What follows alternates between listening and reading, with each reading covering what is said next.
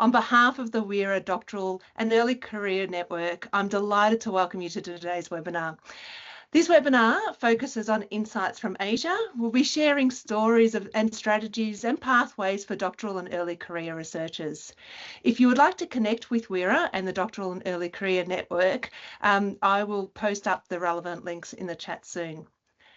This webinar brings together voices from across Asia to share personal and professional journeys through academia, highlighting strategies for navigating research pathways, building scholarly identities, and thriving within and beyond institutional and national boundaries. And we all know how important this is.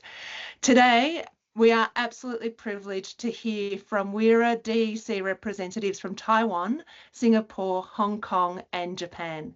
These scholars will offer rich insights into their research trajectories and lived experiences, providing a unique window into the diverse academic landscapes of Asia and how they connect with global research conversations. Our first presenter is Dale. Dale is an assistant professor in the International Graduate Program of Education and Human Development at National Sun Yat-sen University, where he is involved in graduate teaching and research in comparative education and educational psychology, focusing on multicultural learning. He has long been engaged in international educational exchange and is actively engaged in the Taiwan Education Research Association. Welcome, Dale. Yeah, thank you, Natasha, and it's a real privilege to be here.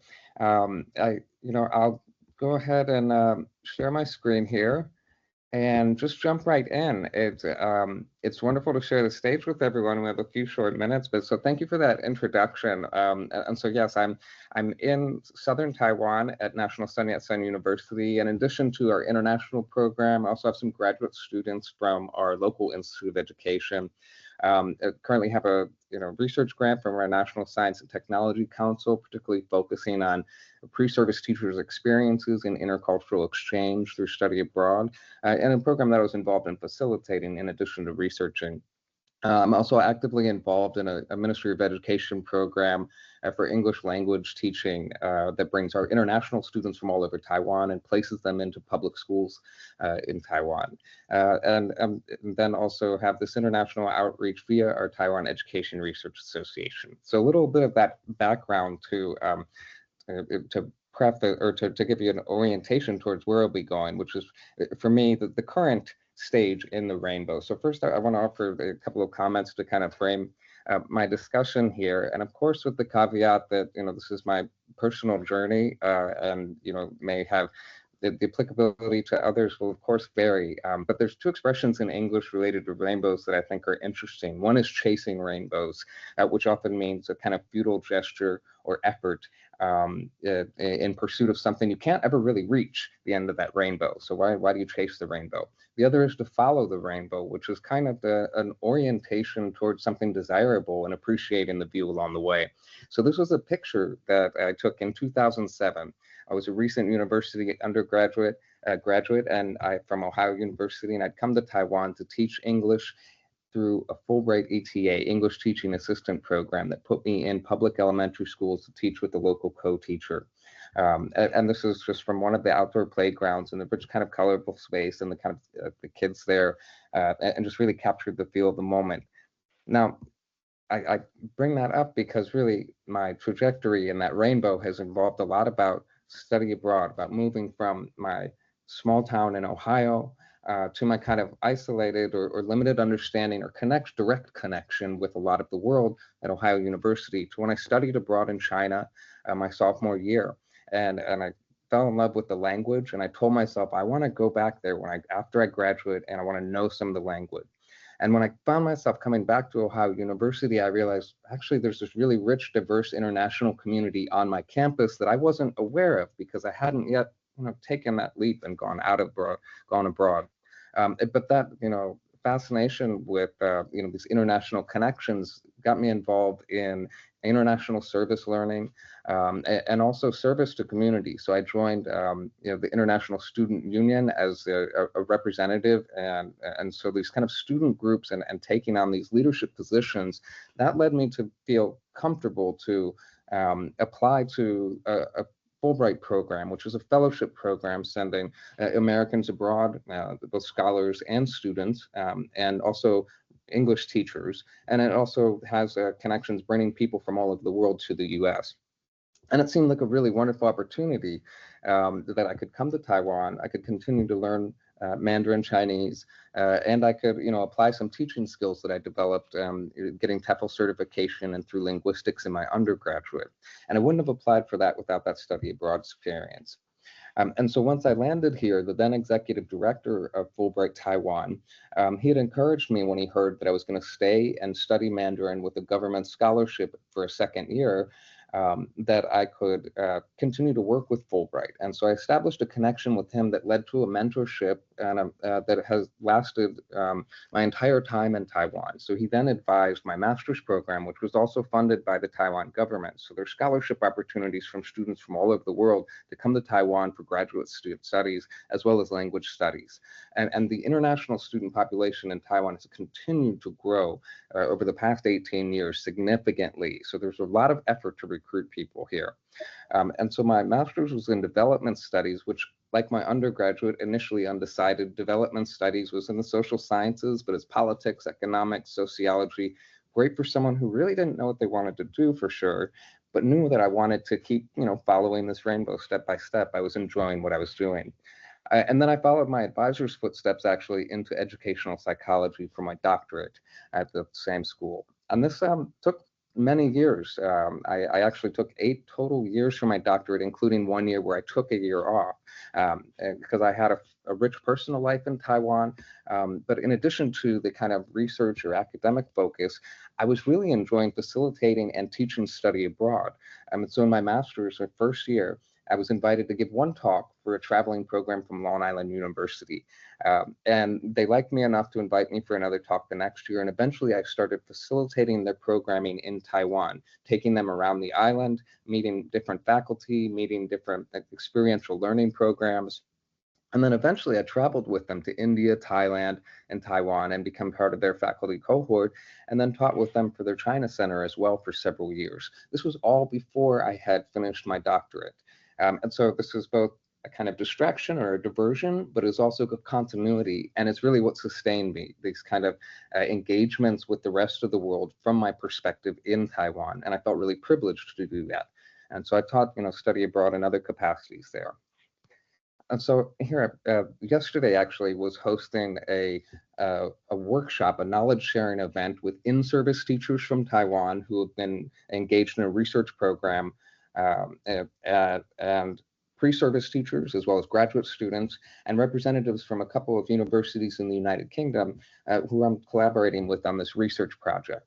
And coming back into the program after several years teaching in Switzerland was one of my doctoral students. And he was looking for some advice about what should his next step be. And he was asking about, continuing and what is it like to, teach in academia in Taiwan. And this was a general question about my life in Taiwan. Do you like it?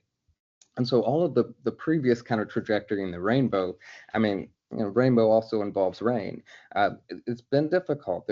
It's often I feel like a square peg in a round hole, like I don't fit. Sometimes there's been lots of misunderstandings. I look back and see how I might have made a lot of mistakes in my past or misunderstood things. And I've also felt low at different times, like perhaps this isn't the right trajectory for me, or missing a different lifestyle, missing connections back home. But throughout, I was able to say, Taiwan's, first of all, I love Taiwan. It's a dynamic place. I love the social values here, and I love the society. But also there's this underlying faith that even with the ups and downs, you're still along that rainbow path. There's still some meaningful reason for all of those connections. If I went to study abroad and that sent me on this trajectory, what happens when I facilitate study abroad? What happens when I connect people and bring people together in a room in a workshop? And even though it's a lot of effort and it's tiring, like the space here, we're very grateful that WERA and particularly our organizer Natasha has helped put this together for us. So here, a quick quote from my advisor. He said, when you were self-handicapping, you were miserable, reflecting on some of our past. But he tells me when you are proactive and grateful, you're extremely lucky. So I really like those two words, proactive and grateful. Now, I have a colleague who spent a kind of reverse trajectory, years in the US and back to Taiwan, and her advisor gave her a quote, I think, that says it nicely too. When life is sweet, say thank you and celebrate. When life is bitter, say thank you and grow. And so all of these types of facilitating programs at IGPED, we're in southern Taiwan, which has some economic disparities with the north, and it's about, and I feel privileged to be in the southern part of Taiwan, and we're connecting with the rest of the world. We're bringing our students to Indonesia. They're getting to understand other parts of the world. We have students from Vietnam, Southeast Asia as part of Taiwan's orientation towards the south, as well as the rest of the world. And so all these international connections continue apace. And so really, I'm going to sum up a couple, unsolicited advice, summarizing here is that for me, the relationships have been key, and those have been a few special ones, like my mentorship. That's real precious. But diversity has been an important thing. I had my mentor, but at the same time, I had my colleague at Long Island University who took me under his wing. And I've had other connections with others. And so maintaining those connections really works. Now, in my current teaching position, or my current position, it's a teaching and research position, and there's a lot of pressure to teach, research, and do what they call service. But I think it's all service. What sustains me is being in the class, and I love being there with the students. So for me, that feels like a service to society. The research is a little more difficult and nebulous for me to build, and that's my next step, is what I'm really focusing on, is continuing to expand my research profile and seeing how that can work, not just for me, but also for my students. So there's no service to knowledge there. But there's all these administrative roles, administrating study abroad or facilitating conferences, and this is bringing that community together. And so there's just a nice quote about, serving others, we serve ourselves. But I think to help others, you need to take care of yourself. And so I think for me, one of those things is recognizing needs and limitations and being self-sufficient where I can, but I mean, asking for help when I can as well. And so making those connections with people. And so at this point, to be perfectly honest, his current challenge was saying, there's lots of all these exciting things and possibilities from this vantage point or position, but you need to really check in to balance the teaching, research, and service, and prioritize what will keep you standing on your feet and in your position. So another quote from my advisor is, time management is actually priority management. So I hope I kept to my time. I will close here with a little promotion here for a conference that actually on this call, Gordon is also actively involved in. The Asia Pacific Education Research Association, along with Artera, will be co-hosting a conference at the end of October, early November. Submissions are open now, and there's a QR code for the website. You can take a screenshot, or you can just look for Artera 2025. And you can even enjoy 20% off. Anybody on this call, use my name, Dale, as you register. Welcome submissions. We'd love to see you at NSYSU for these sunsets and to hang out with the monkeys on the mountain here. So thank you all. Thank you, Dale. That's a really great way to start. I really like that imagery of the rainbow, and thank you for your words of advice. Perhaps if anybody missed the details of that conference, if you could put that in the chat as well and people could look that up. Wonderful. It is my absolute pleasure now to introduce Yvonne. Yvonne is the WERA DEC representative for the Educational Research Association of Singapore and Assistant Dean for Teacher Education and Undergraduate Programs at the National Institute of Education, Singapore. Her research focuses on positive psychology, motivation, youth development, and teacher education, with an emphasis on fostering values, citizenry, and life skills through character education and positive pedagogies. Yvonne's recent research focuses on applying positive psychology to support the motivation and well-being of low-progress learners, exploring how values pedagogy is enacted in schools, and examining the developmental impact of the OBS Challenge program on students. Thank you, Yvonne. Thank you, Natasha, for the kind introduction. Hi, everyone. I'm Yvonne from NIE Singapore. So as Natasha has introduced, yep, that's me, the portfolio that I'm holding on, and really what I'm doing now in NIE Singapore is to look at the student development, very much on the value-based education for the teachers, teachers trainee, the pre-service teachers, as well as to look at nationwide value education. So let me share how my research journey began. My initial interest in research stems naturally from my experience as a school teacher and later a teacher educator. So that transition made me more curious about the why behind the what we do in the classroom. So my first research projects actually reflected this. They focus on practical and impactful areas like assessment tools, students' motivation, and experimenting with innovative pedagogies like team-based learning, problem-based learning, that could improve learning and teaching. Of course, setting out is never easy. And one of the biggest early challenges was finding a clear research focus. And academic writing felt very different from the kind of writing that I'm used to, and building confidence as a researcher took time. But each of this challenge also helped me shape my identity as an educator researcher. As my research journey progressed, I found myself shifting towards broader and more integrative themes.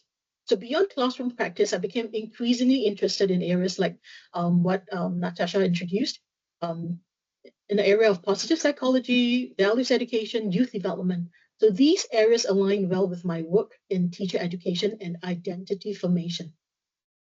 So some of the key projects I've worked on reflected these directions, really looking at the students' development, their character, as well as the values development in the students in the various area, be it the Outward Bounds Challenge that our students actually go through when they're 15 years old, to the sports CCA. CCA is co-curricular activity in schools.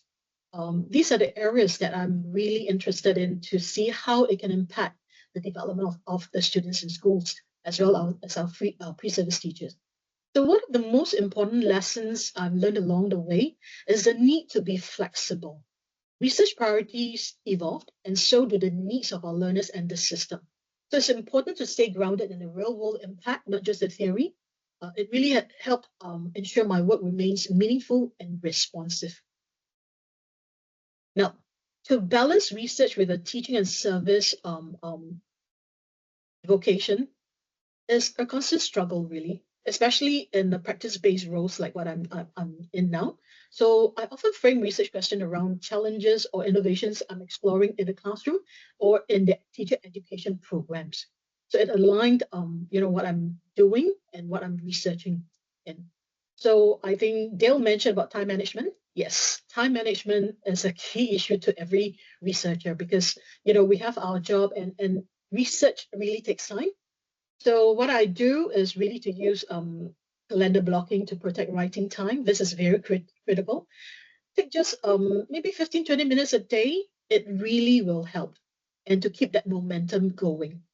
There are times if we have a break and we go back to the same piece of work, it's like I can take a while to kind of recall what and where did I stop. So it's really important to keep the momentum going. And setting boundaries and being realistic with timelines also help to prevent burnout. I also found that AI tools, they're incredibly useful, from organizing literature reviews to structuring data and writing. Tools like Zatora, I think these really help to save time as well. And also collaboration makes a great difference, both with the research partners and student assistants. It's not just about dividing the work, but more of building shared ownership and learning together with your team.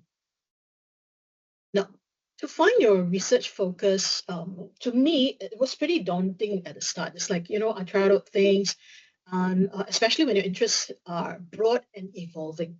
So one approach is to observe the recurring themes in your work and reflection. Ask yourself what energizes you, what keep you going on, uh, and also what do you keep going back to. These are usually very strong signals. So real world challenge can also be a great spark.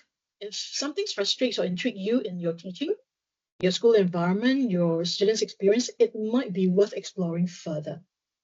So literature can also guide you. Look for gaps that aligns with your context or expertise. But you don't need a massive project to begin. Start small, test ideas through classroom practice, capstone project. Start small, get involved in different projects, and understand yourself and your interests better. And also remember that research focus isn't fixed. Mine really shift and sharpen over time through reflection, collaboration, and feedback. So be open to that evolution. It is really part of a growing as a researcher. Now, when it comes to grants and international opportunities, it's really a powerful way to advance your research and broaden its impact. And really to identify relevant grant calls, whether it's locally or internationally.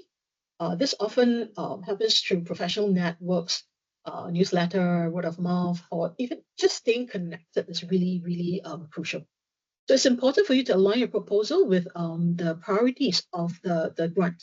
Funders want to see the relevance and impact. So it's also valuable to build disciplinary teams. Diverse perspective will strengthen your project design and execution. So as you can see, all the educational research associations across the region, across the world, they are very helpful. And I think they'll share with you the upcoming conference. Yeah, later I'll share with you another conference as well. Yeah. So the bottom line is really don't wait to feel 100% ready. Start small, build relationships, and learn from every round. Every application, even if not successful, will strengthen your next one. So these are just some of the things that you need to take note when you apply grants. Really, as mentioned, is your research interest matching the institute funding priorities. Yeah. And the proposal itself must tell a compelling story. So do craft a strong research narrative, because I find that it really helped me to articulate my purpose, method, expected impact, and why the project is feasible within the timeframe and resources. So reviewers want clarity and confidence in your ability to deliver. Of your track record, CV will also go a long way. So even if you're early in your career, highlight the relevant work collaborations and outputs. Every small steps actually build credibility. And don't underestimate the support, the value of support, leveraging on institutional resources, connecting with international networks. Yeah, all these are all very critical in terms of really securing a grant. So as I reflect on my research journey, what keeps me going is really simple: curiosity. That sense of wonder about how things work, why certain approaches succeed or fail, and how we can do better for our students. The potential for meaningful impact and the joy of seeing students' growth also continues to fuel my motivation. If I were to give any advice, it would be this: start with a question that genuinely matters to you. It doesn't need to be fully formed to start, but be open to where the journey takes you. Your path will evolve as you learn, collaborate, and grow. And perhaps one important thing is to connect with others. Research doesn't need to be a solitude pursuit. Draw on your peer strength, share your own, and lead your work with purpose and heart. That's how we build meaningful and lasting contribution together. So I want to highlight, as before I end, as we have our South International and ERAS conference coming up in November. So ERAS is Educational Research Association Singapore.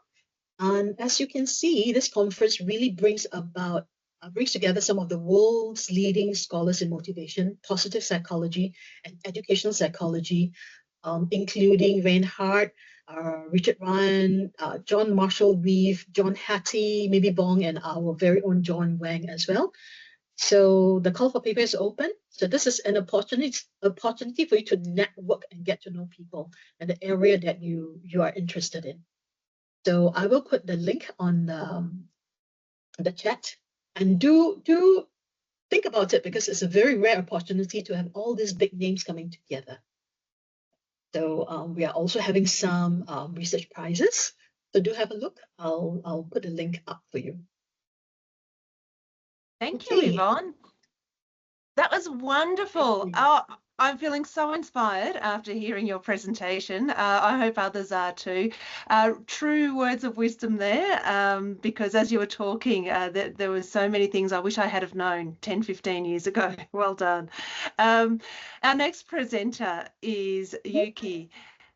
Yuki Nagae is a postdoctoral researcher at International Christian University in Japan and Stockholm University in Sweden. She holds a PhD in education from the University of Tokyo. Her postdoctoral research is supported by a fellowship from the Japan Society for the Promotion of Science. Her research bridges the fields of education and migration studies, focusing particularly on social integration through education from the perspective of immigrant families. Welcome, Yuki. Thank you, Natasha. Do you hear me now? And then do you see the screen? Thank you very much. Thank you very much for inviting me, and thank you very much, Natasha, for introducing me. My name is Yuki Nagae, and then I'm from Japan. I gained my PhD degree at the University of Tokyo last year, and then I'm doing postdoc research in Japan and in Sweden. And I think I'm more like a very, very young or youth or just started academic career person. So I'm still not in a stable position and then still in the process of exploring my career. But I hope my story will be like a somewhat help. My field of study is sociology of education and migration studies. And my research topic across projects is to examine how social integration, especially through education and welfare, is organized and manages diversity. I mainly use qualitative and mixed methods. I focus on immigrants' families and young children as a strategic entry point of my study.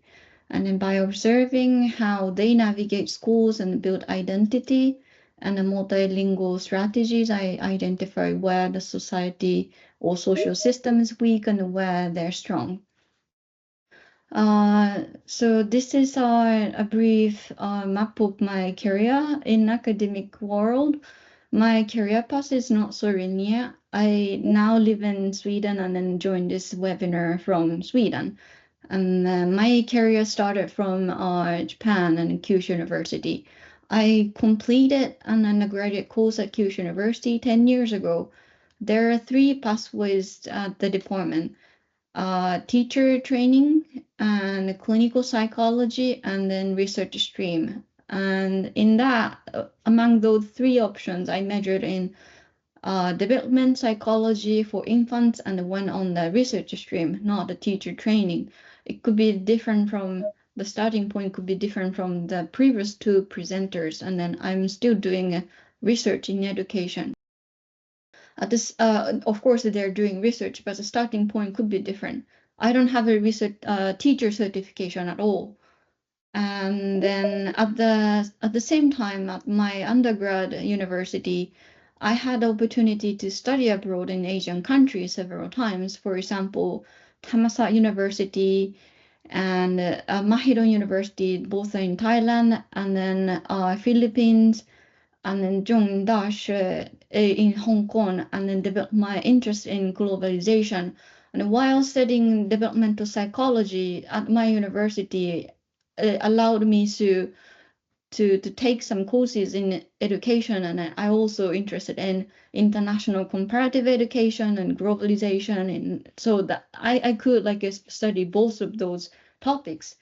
And then after gathering information and visiting professors who matches my research interest, I took the entrance exam and entered graduate school at the University of Tokyo. These system could be different from country to country, but in Japan, you need to take an exam to enter the graduate school.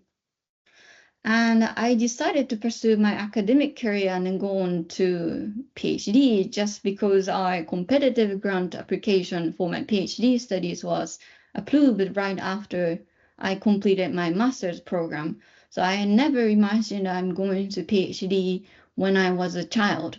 It's just the opportunity was in front of me. Then I was like, why not taking this opportunity and then try it? But then I was very unprepared for the challenges of the journey. Like the previous presenters are very positive about the career. I was very negative about the career on my own. I'm still struggling and I'm trying to find a way. So the PhD journey needed a mental toughness and the resilience required to get through the PhD program. It's because it's going to take a long time, and when your precious time is just goes by with your PhD thesis. And then my methodology, my research was ethnography. That is also made me get lost in the data collection, data analysis, and then everything in the whole process. And then COVID also hits me, or hit everyone here, and then everything got delayed. And then I had opportunity to spend a year in Sweden because I wanted to get out of this feeling, like stuck feeling. So I went out from Japan and then also left the research field of all. It's called getting out of the field in ethnography. And then that was very precious time for me to be in Sweden as a visiting PhD. That opened another door. And then I also started writing papers. And then I now have during PhD, I have a 4 peer-reviewed research paper and completed my doctoral dissertation. So maybe if you're stuck in somewhere, maybe environmental changes could trigger something. I only have this slide, so I'm just gonna keep this slide.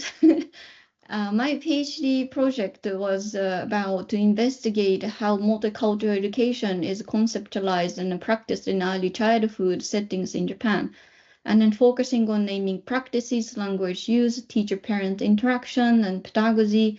I examined how belongings, identity of immigrants' family and kids are shaped in the environment where ethnic and linguistic diversity is not recognized. Japan is not recognized as a multicultural society, but now increasing. Through ethnographic fieldwork and interviews at one preschool in the greater Tokyo area for 5 years, I explored how educators negotiate national curriculum. It's because it's based on monocultural thing, and then the local reality, which is very diverse. Then I decided to move to Sweden for personal reasons. And then I continue my postdoc research. So I get PhD back in Japan and then try to continue my academic career in Sweden. And then one opportunity was postdoc research. And then this research is based on the networking in Sweden built during my PhD. So my postdoc project is focused on international immigrants' families in Sweden, and then how they navigate the transmission of cultural capital and then incorporation in immigrants' context. And in my PhD, I highlighted tension between policy level inclusion and the lived experience in exclusion. Sweden is a very interesting case in that Sweden is culturally diverse society, for example, receiving a large refugee population since 2015, and then it has developed a system to guarantee educational rights and services within the social welfare system, and then implement democratic education. So by using qualitative interview and a narrative method, I plan to study how these families received and then enact educational strategies and language policies at home and identity formation. So I started from interviewing with Japanese parents living in Sweden. So there's some connections between my PhD and a postdoc, even if I relocate myself from Sweden to Japan. Of course, shifting from Japan and Sweden, there are some challenges like cultural differences, language that also difference, and then social differences. And academic community is also different. I thought having PhD is just transferable from everywhere, but it's not. Of course, it's true, but it's not true. And the door is not easily open for a newly arrived person. And then also I am myself an early career person, so I don't have a bunch of research achievement. But what I learned from here is education is a very global topic. We can discuss about education with the same language, but at the same time, once you imagine the real practice, then it could be different. So I can say it's very local. So that's why academic community are different from country to country. And the criteria for career building are also different from country to countries. Of course, among Taiwan, Singapore, among Asian countries, it could be very different. So having PhD is a must requirement, but it's not enough to apply for jobs and join networks. That's why the tips from the previous two presenters could be very, very meaningful. And Sweden is a very English-friendly country. Everybody, I can feel like everybody can speak English more than me. Like I still feel like I don't speak English here. And then, but most importantly, Swedish is very important to continue my academic career in Sweden. So now my challenge now is to master language, to live in a different country from Japan.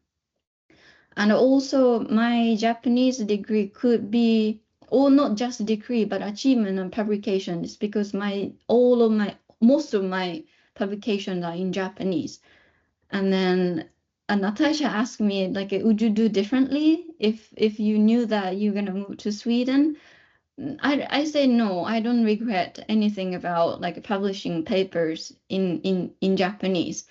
And the topic was very relevant to Japanese audience because I wrote about immigration in Japan, which is not like my audience is Japanese, so I mustn't written my articles in Japanese. So that's so yeah. So that's the things. The key lessons learned, navigating research, and then the context. Yes, because I spent too much time to be just anxious about my career in PhD. So if I could advise me in the past, decided to go on PhD with very many options, not just in academia, but outside of academia. Having PhD could be strengths, but at the same time, it's just overqualified for something. Could be. So just having opportunity to look around. And once you decide to go on PhD, just keep like focus on writing paper in your PhD. I think that's great advice, Yuki. Thank you very much. Yes. Well, we do need to move on to Gordon, but it's just so wonderful to hear about your personal experience and reflections about thinking about where your research is most suited. So I really enjoyed our discussion about your publications in Japanese journals because that's where it would have the most impact. And I think that they're really important considerations. Okay, next I would love to introduce Gordon, who is the WERA DEC representatives for the Hong Kong Education Research Association. Gordon's research interests from the comparative perspective touch on higher education, multicultural, intercultural education, and philosophy of education. He is currently a course tutor in Common Core curriculum at the University of Hong Kong. Thank you, Gordon. Okay, can you hear me? Can you hear me? Let me just share my screen. We can hear you. We come from all different contexts, so there is a little bit of wind coming through, but we can hear your voice very clearly. Thank you. So can you see my screen now? Yes. Okay, perfect. Okay, so good afternoon, everyone. This is Gordon Tsui from the Hong Kong Educational Research Association. I'm from the University of Hong Kong. So I will just share with you like my stories and strategies and pathway for doctoral and early career researchers. I try to make things very brief and so that we have more time for discussions. So I start my research. Let me see my screen. So how I began my research? Actually, the research began before my research because of my curiosity, interest, and personal experience of interacting with different cultural groups in Hong Kong. So especially Hong Kong is a city in Asia, but for me, I'm so curious in meeting different groups of people all around the world, and particularly I found Africans. They are like so. I won't say special, but kind of new to me when I'm in Hong Kong. So I'm so interested in talking to them, try to understand why they came to Hong Kong, why they came to Asia. So that is actually my curiosity. And then, but when I talk to them more, I found actually what they share with me is kind of contradictory to some description in the media. So that draws my attention to think about, okay, cultures or cultural groups could be stereotyped, could be exaggerated. So it is all based on my curiosity, interest, and experience. Then I turned my curiosity, interest, and experience to research. That's why my first research question or first research career I began by asking, why have Africans been portrayed in this or that way? Any implications behind that? So this is my first research, is about African representations in Hong Kong. And I focus on how the city and how the people see Africans, and then how do Africans see the city and the people here. So this is how I began my research career. Then when I actually turned my interest into research career, I did my master's and PhD both focus on Africa. So in my master program, it was in 2012, like 12, 13 years ago, I investigated why or how or any reasons why African university students came to Hong Kong. So I want to understand how they came to my place, and it was like qualitative research. So I spent some time interviewing African students coming to Hong Kong. Then after a few years, after my master program, I did my PhD focusing on university students doing service learning in Kenya. So now in PhD, I went to Kenya. I want to have some interaction with them. So that is basically multicultural, this is basically intercultural. It is all based on my interest, curiosity, and experience. And after graduation, I keep on researching like comparative education, want to compare different cultures, different contexts, multi or interculturalism. And I even try to turn those things into philosophy. So I focus on philosophy education, but still university studies or higher education studies is my interest. So if you're interested in these themes or topics, please feel free to talk to me. Okay, so talking about lessons learned or research trajectories. After conducting research in Africa for around, let's say, 10, 12 years, like Africans in Hong Kong, or I went to Kenya, a very small place in Kenya, actually, the western part of Kenya. So I found out research is actually an ongoing process of knowing what you know and what you don't know. So when we start our research, very often we think, okay, we know something and we want to explore something we don't know. But it is actually an ongoing process. You keep on knowing what you know and what you don't know. So basically, you would know more at the same time you don't know more, or you know less, or you don't know less, or something like that. So basically, it's an ongoing process. It's kind of interesting to keep researching.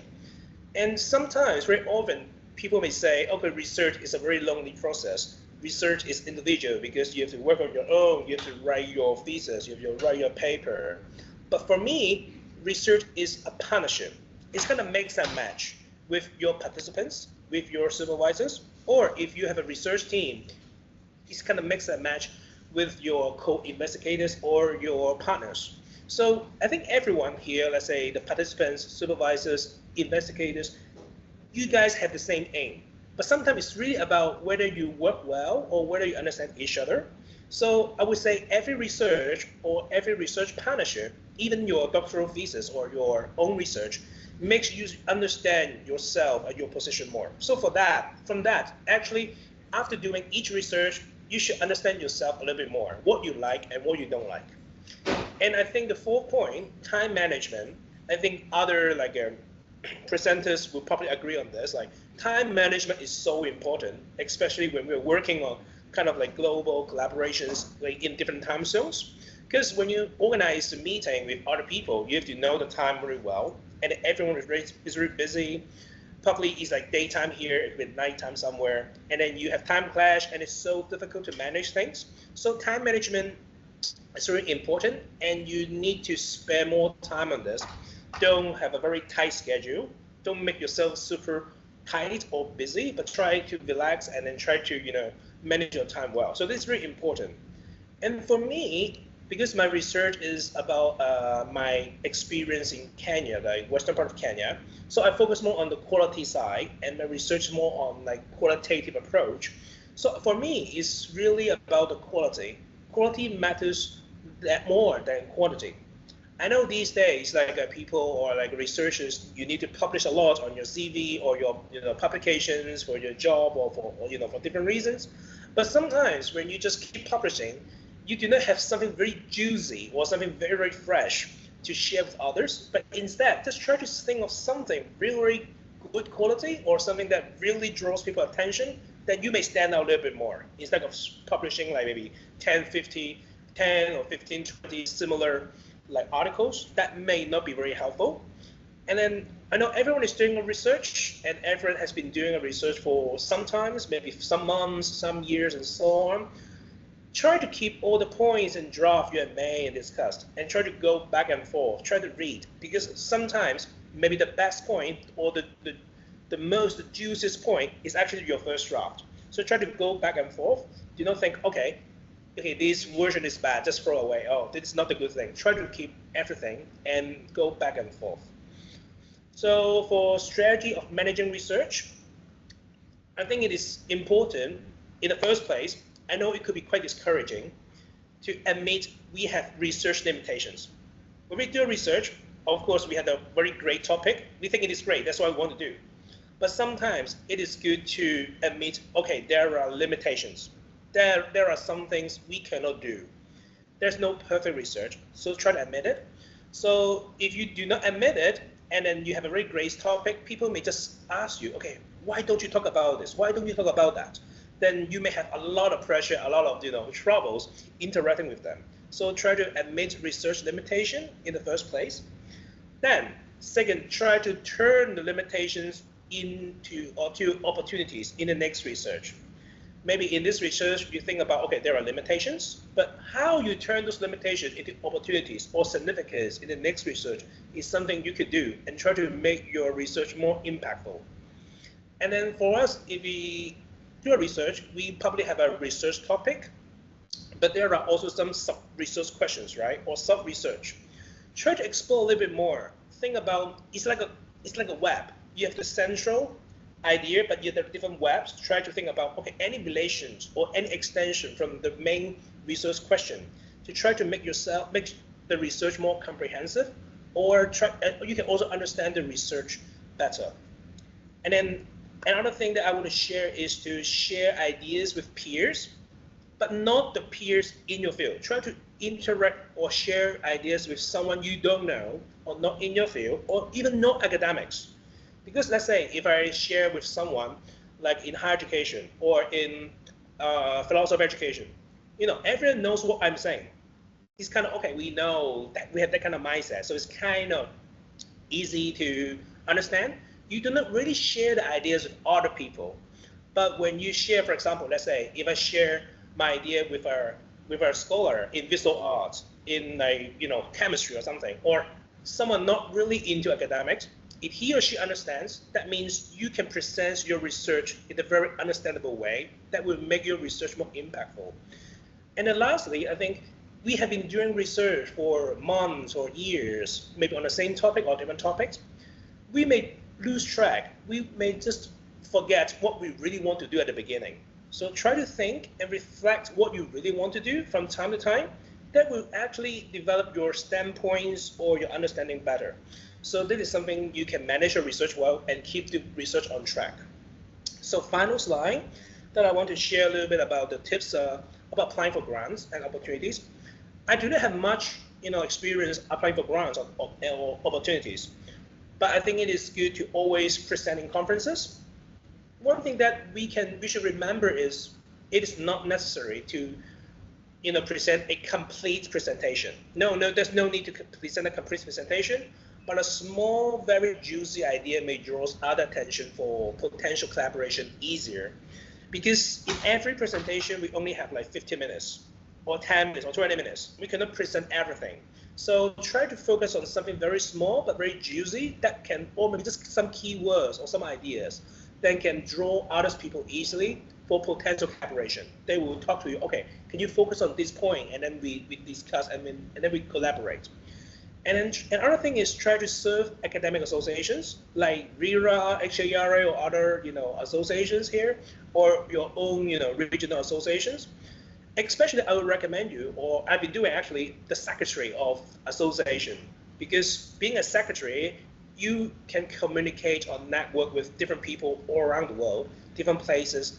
You know them very well. They know you too.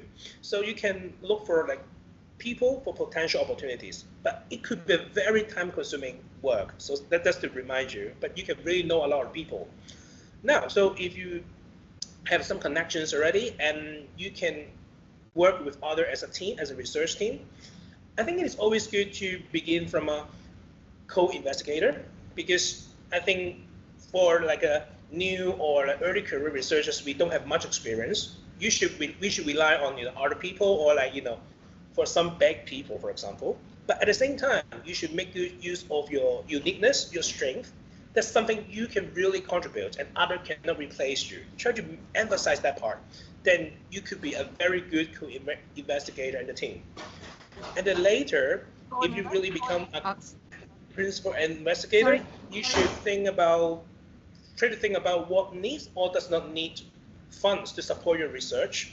Because when you apply for grants, that could be, you have to make your calculation rate accurate, and that can make your application more successful. Otherwise, if you do not use the money well, you may get rejected in, quite easily in the next round.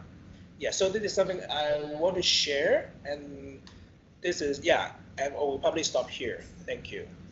Thank you very much. Thank you, Gordon. We have got about 9 minutes left, so I think it would be wonderful if, actually the next person I would like to invite in is Dr. Marisa Leask, who is WERA Doctoral and Early Career Representative for South Africa and is from the University of Pretoria. And Marisa is going to be guiding our panel discussion. Hi, everybody, and thanks for the introduction, Natasha. It's just amazing listening to the diverse experiences and international networking and collaboration has been across these presenters. So one question that I'd like to ask is from the panel is, how can early researchers from Asia or working on Asia-related topics connect with wider scholarly communities? Maybe who would like to answer that?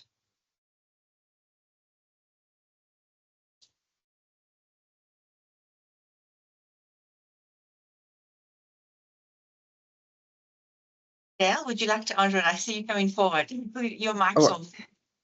I'm sorry, I had some trouble. Could you please repeat that question? Basically, if you Asia or you are doing research on an Asia-related topic, how could you connect with a wider community? How to connect with the wider community in Yes. in doing research in this area, you're saying? Yes, yes. I mean, I think